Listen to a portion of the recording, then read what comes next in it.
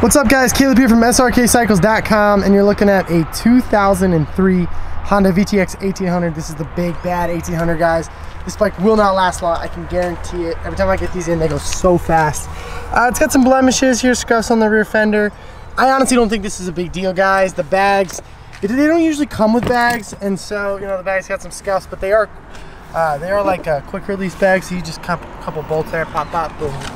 They're off pretty easy. Cobra pipes, guys.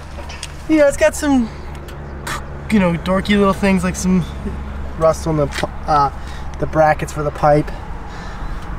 Probably should use some stuff, get some of the boot stuff. If you buy it, I'll wipe that down before it gets shipped out.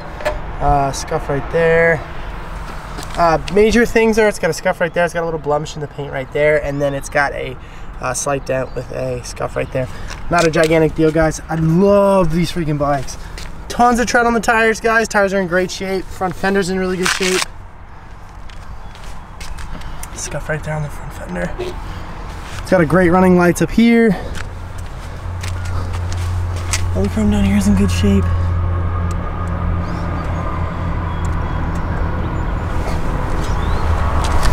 Helmet lock. The saddlebags, similar condition guys.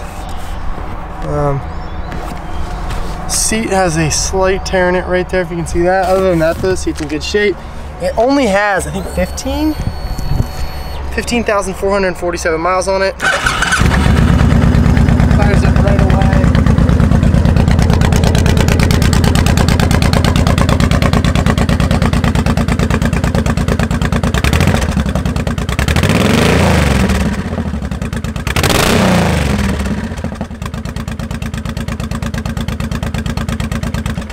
This bike is fuel injected, like I said, 2003 Honda VTX 1800. It's not perfect, but it's in awesome shape, guys.